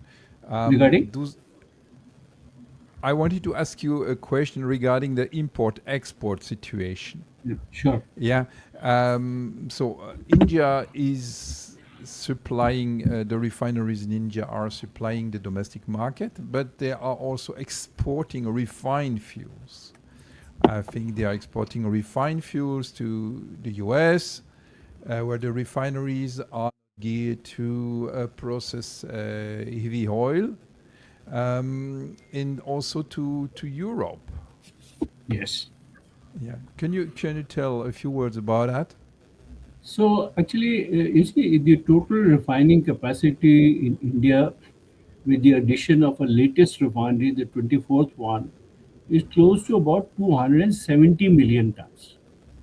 Up till now, till such time as we had a capacity of 258 million tons, roughly between 67 to 70 million tons per annum is what we were exporting. Mostly it is gasoline and diesel. So quite Jet a bit fuel of as well, diesel no? goes to Europe. Sorry? Jet fuel as well. Aviation Sorry? fuel. Aviation fuel. Yeah, yeah, and also some aviation fuel. So, most of the diesel actually is being sourced in Europe, and number keeps varying. But I think that is one important destination where lots of material is going from here. Of late, there is a lot of gasoline which is also going to Russia in exchange for some crude because of the damage which has happened because of the war. Some of the refineries are not operating that well or they have been partially damaged. So the crude tankers which are coming out here, the smaller ones in particular, those possibly are returning with some gasoline from here. So in terms of refineries, we are already an export hub.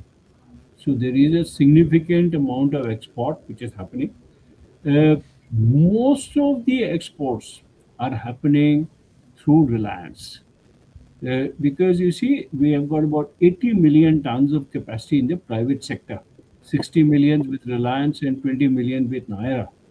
So this 80, out of this 80 million, one refinery is actually export oriented only, 30 million tons. And Naira, of course, is pushing on some product, but even Reliance, the other one, I think 30 million straight away goes from there. Balance 20, 30 million keeps swinging between public sector companies. One of the significant exporter from India is Reliance. And Reliance has one important flexibility that their complexity level being extremely high, they can process the most complex crudes from Maya to Venezuela and all these things. So right now, when US opened up, so this is discounted crude. So in spite of the fact that it has to travel one hell of a lot of distance between Venezuela to India, but yeah, I think it makes tremendous economic sense to process and convert it into distillate, and the crack is good. So I think that's one area where a lot of export is happening. On the petrochemical side, on the contrary, I think about 70,000, so 70,097, say about 7 to 10 billion dollars of petrochemicals we still import, in spite of a lot of capacity in the country. So this is the kind of petrochemical import which happens. The other part is we import about 10 to 12 million tons of urea and ammonia plus methanol. Significant amount of methanol also we import. So these are the other three products where, in spite of having a large capacity in the country, we continue to import a lot, and we still need a lot of additional capacity. That is why coke to chemicals or coal to chemicals is being now talked of in the country, so that we can convert the syngas produced from coal into ammonia based products. Have ammonia, urea, ammonium nitrate, methanol, DME, that kind of stuff, because that is something what we require. So that's the other thing, other aspect. So, in spite of the fact we import a lot, our fuel oil bill is very high. We import crude, we import a lot of gas, we import LPG, we import urea, we import ammonia, we import methanol, and we export a lot of distillates, refinery products, that is gasoline, ATF, and diesel. So to that extent, some part of it is obviated in terms of a net part, but we are still on the deficit side in terms of the fuel bill. That is why now government is come out with a policy for coal to chemicals so that partly we can obviate. And there is a statistic thought process which is happening to give a lot of importance to green hydrogen so that with that we will reduce our import of let's say natural gas at least. So if that can reduce, I think that will happen. And even if we have to get LNG, we'll try to reduce our LPG. So these things will happen. But I think crude we will continue to import a lot till such time as we strike some oil of our own. So there are some good prospects in Bay of Bengal. I think lots of prognostications are there. Big agencies are working. If we are lucky and we can strike some big oil out there for which the prospects are there, I think the game will change. And what Thank you might That notice is in that terms, is interesting, Sanjay. Excuse me. That is yeah, certainly interesting. Like for someone, for a player like Reliance, if you find your own crude, um, I find it a bit surprising, but maybe from the background you're giving, it explains it already that Reliance is operating a high complex refineries, plural, one must say, which allows to import various crudes and export them. I find still the business model is a bit is very exposed to develop to geopolitical developments. Importing a crude, so a non-crude producing country is importing heavy crude and exporting it again. In addition, right now it is also exposed to sanctions and um, issues that we see with Hormuz in Russia. As you say, again, it might make more sense now, yeah, to import crude from Russia and export it back to Russia. It's very strange in a way. So my question uh, is Reliance not considering to further diversify and to integrate petrochemicals to become less dependent on the export markets and use the crude right away in the country for the shortcuts you described? actually they've already done that. You see, because they have a very high capacity base out there. So apart from the distillates which we are producing in the refinery, they have a very big aromatic complex in the same complex. So they are producing a lot of aromatics because they have aromatics PTA complex and they have a very massive polyester industry of their own. So that is one chain Okay. which they follow. The other part is they are also operating a cracker, an olefin complex of about it was 800 KT at certain point. I believe they must have expanded it. So lots of naphtha from their plant, liquid naphtha as well as imported ethane. They are importing a lot of C2, C3, so ethanes that they are hooked up with that cracker. So that is the other part which they have done. Third, because they have massive coking capacity, so all the coke they have put the world's gasifier in their complex. Biggest coal gasification in the world is existing in Reliance. Now, what they do with that syngas which they are producing is they have used it as fuel within their refinery and displaced it as fuel in their power plant, in their let's say fuel gas and fuel oil requirements, and displaced a lot of liquid from their plant. So both to augment their distillate production as well as add to capacity of their olefin complexes. So they already are very integrated. But yes, I'm sure their model makes tremendous sense to import lots of crude from Russia, Venezuela, most difficult countries, and processes out here. If the countries are sanctioned because the refinery is so flexible, see, crude availability globally is not an issue. Yeah, one can have some problems. Okay, you can keep Russia out for some time, you can keep Iran out for some time, you had also kept Venezuela out for some time. But then Yeah, you have Saudi Arabia, you have whole of Middle East, and these people they are all starving to sell. So after all, they're producing so much, what else will they do? The biggest consumer is India. In fact, India has a lot of political heft in these countries because we import so much. See, any country which is importing, let's true. say 270 minus 30 million, 240 million tons per annum if I'm importing as crude. But geopolitically, we have strength. We can talk to any country and tell him, Absolutely. go and fly a kite. I am not going to take it from you. So I can negotiate a good price also. I'm sure our guys are doing it. They better do it. So we are getting, you must be But reading in but newspapers, we get a hefty discount but from I Russia. imagine absolutely. But the key is my takeaway is you need a refinery, a very flexible refinery setup that can handle all these different type of crudes Yeah, and yeah, that's right. and process them for either demand which is out there. No, certainly in that Yeah, I can see it makes sense in that one, but still yes. it is a surprising setup where Reliance has to play a very flexible game there. Very good, No, thank you. it's not only Reliance, let me tell you, even SR, we call it Naira, even those Wherever. people, the refinery is very flexible. They also have a configuration almost similar to what you have in Reliance.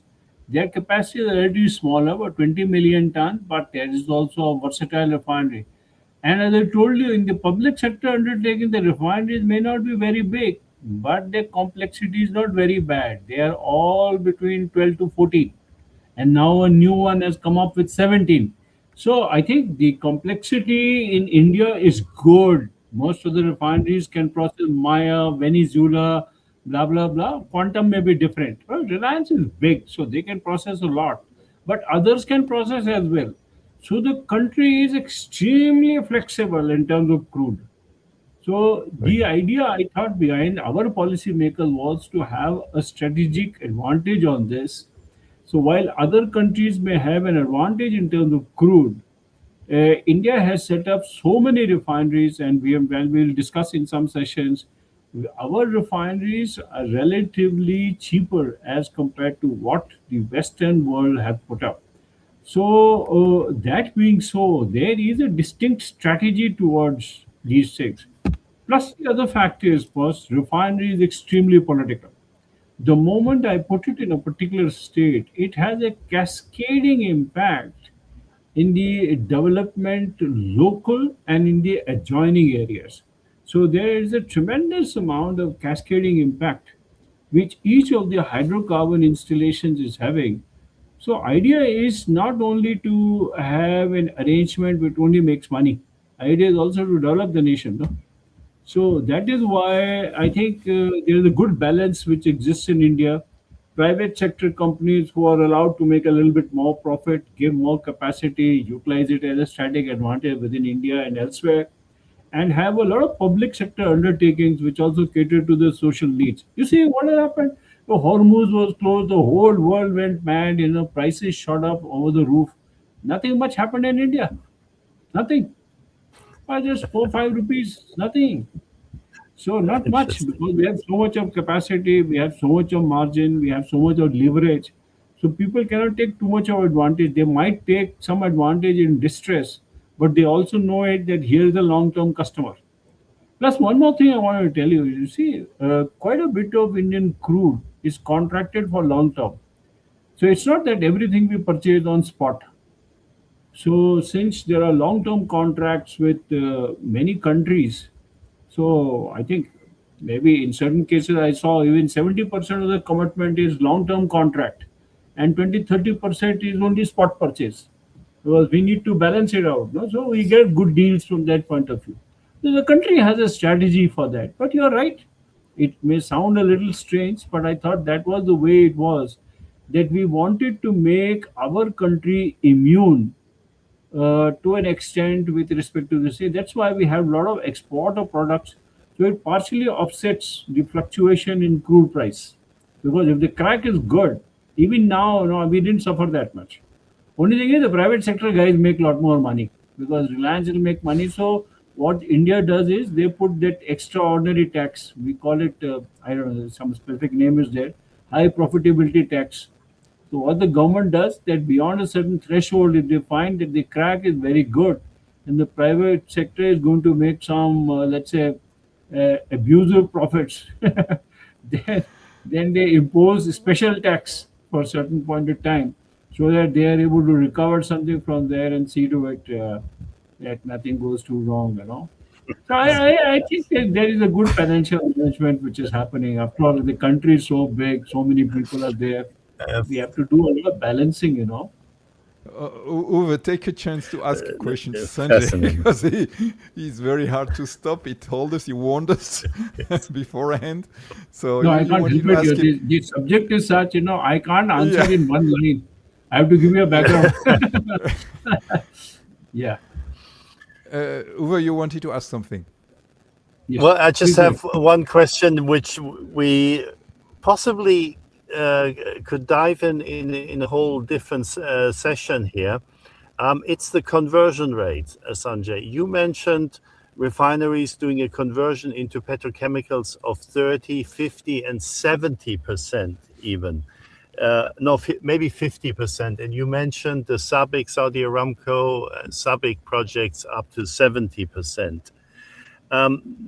We have, Nicola and me, we have both worked in Saudi Arabia, and we worked on these projects. And even in public statements, Saudi Aramco was saying we want to achieve 50%.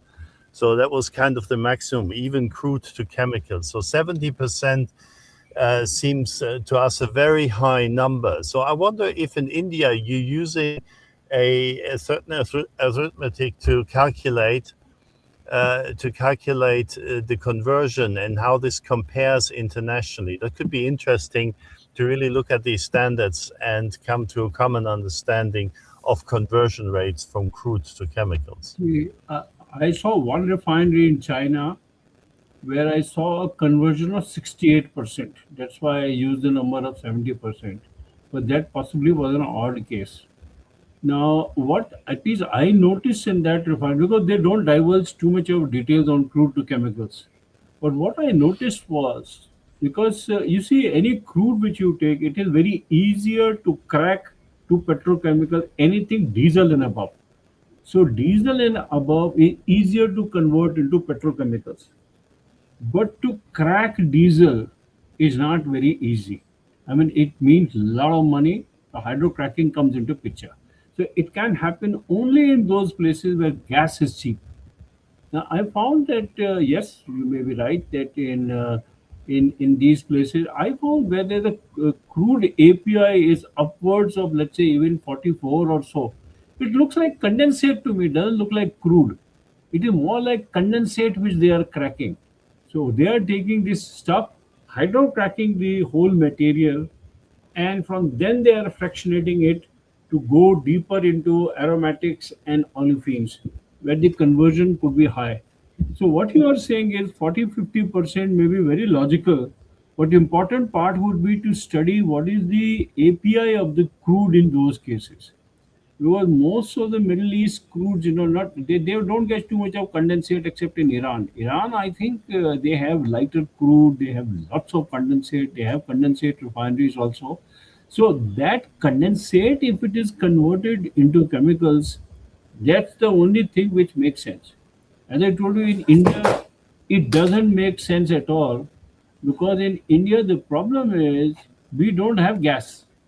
So since we don't have gas, our hydrocracking capacity has to be rationalized and limited only. We can't have too much of hydrocracking capacity. So we will continue to have configurations of CDU, VDU, get a certain amount of diesel, optimize it, try not to have too much of diesel in the plant, but we can't crack diesel. My experience is roughly 35 to 40% anyway will come as diesel. You can't really help it of the total throughput, depending on the crude API, of course. But it could drop down a little bit. That's another. But I think mostly it comes in unless you crack it. Now, in some foreign companies, what they have done is they have taken the whole diesel from there and cracked it in a mild hydrocracker. So they don't have a DHDT. They put the DHDT unit but put cracking catalyst in that. Now, if you crack the diesel there, then you are able to get 30%. Like maybe in African subcontinent, gas is what $2 per MMBTU. So if I use gas to produce hydrogen, it costs me nothing. In India, if I produce hydrogen on the normal route with naphtha and this thing, I'm ending up at a price of 1,35,000 rupees a ton. 1,35,000 to 1,50,000 rupees a ton. It is astronomically high. Whereas if you look at the hydrogen costs which you get from natural gas, it is far, far lesser. So people can talk of hydrocracking in a big way. So they can afford to go for a higher petrochemicals. Same is the case in Saudi Aramco or all these. They produce a lot of gas also.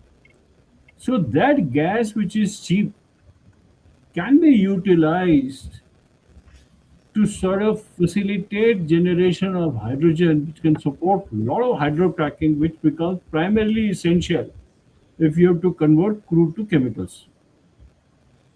For Indian setup or the Asian subcontinent, I think anything beyond 32%, we found that our models begin to tell us that the economics is coming down because the Imagine. hydrogen cost is very high.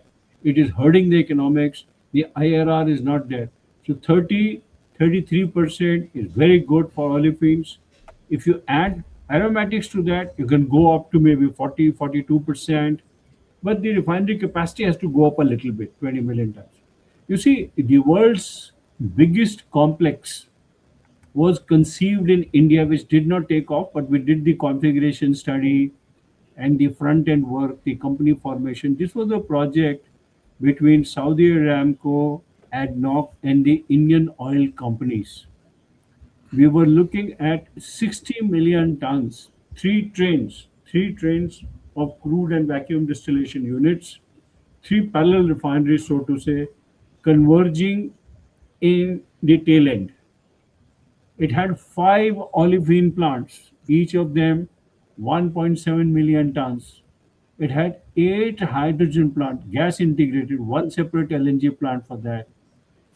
But we could not help. The IRR of the plant could not stretch beyond 12%.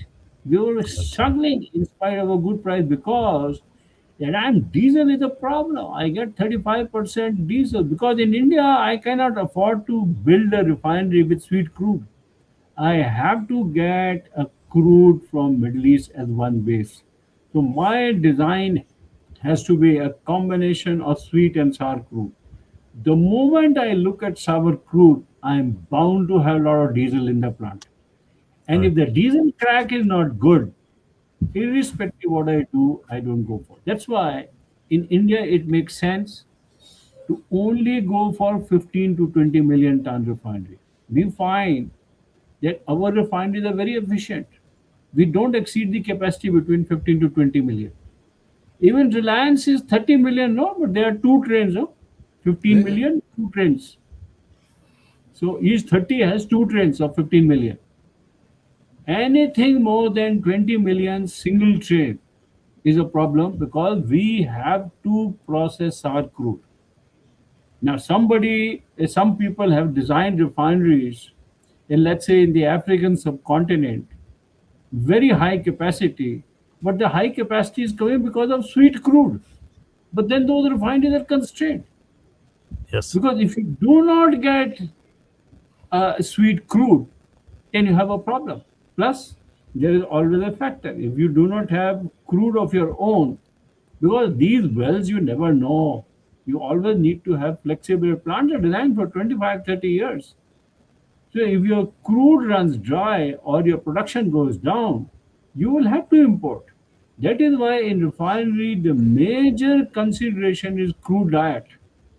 You have to look at the crude diet very carefully, and if you don't design it for flexibility, you will get constrained. I found lots of refineries people have designed for sweet crude at a certain point. All of them become useless. They could not process our gold. Even US has a big constraint. See, US, once they discovered shale gas, they began to have problems because their Yes. refineries were all designed for Middle East crudes, Venezuela, part Venezuela, part Middle East. Suddenly they discovered shale, which is a damn thing is extremely light. Now that crude, how do I process? So the topping section begins to give you a problem. So they had to do a lot of revamp in their plant.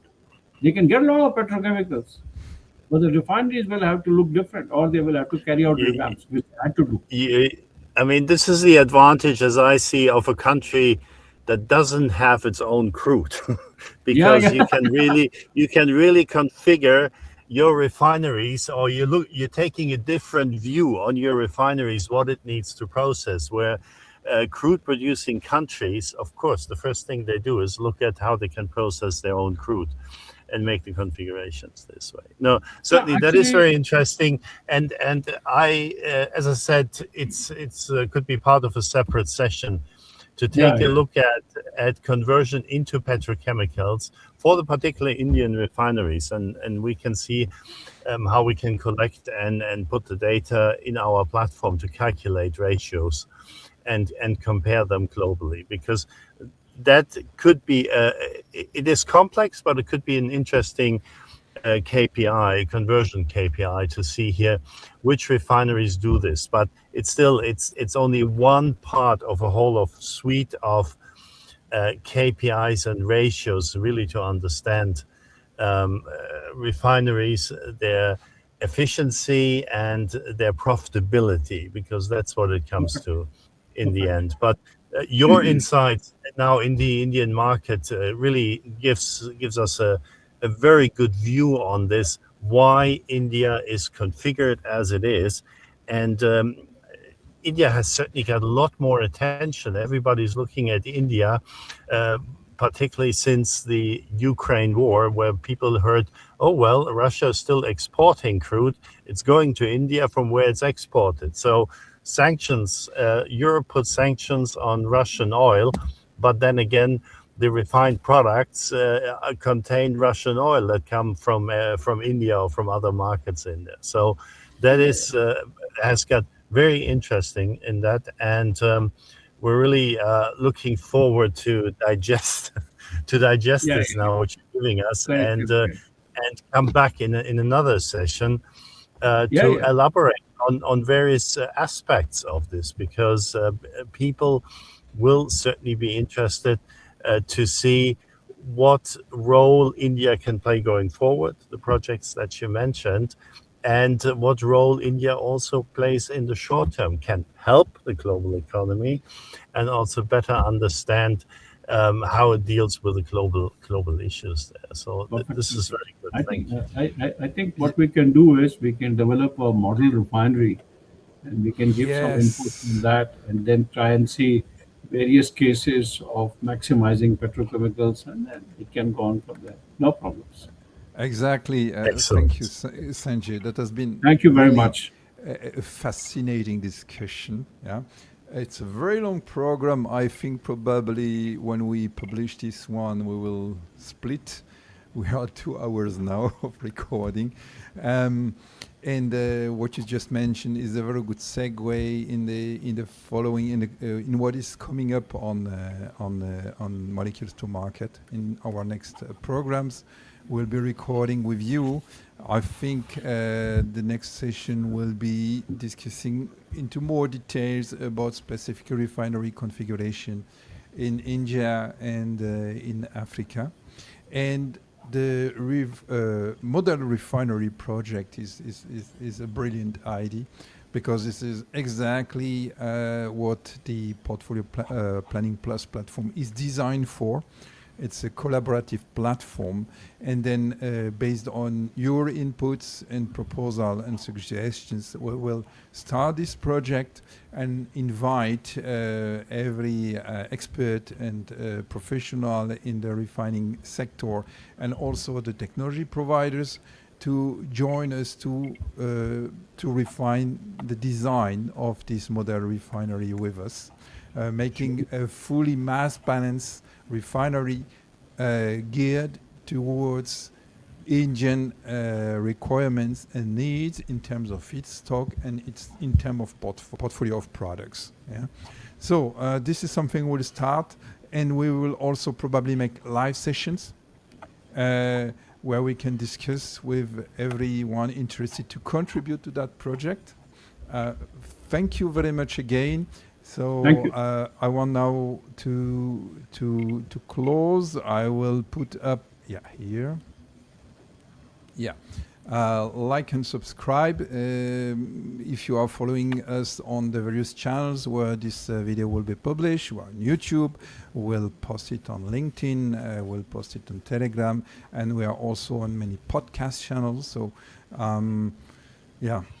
like this video, subscribe to our channels, share this episode or episodes because we split them, comment on the video and on the podcast, and then we will meet you soon again for the follow-up episodes. Thank you very much. Thank you. It has been a great discussion. See you soon Thank you, again. sir. Thank you. Thank you.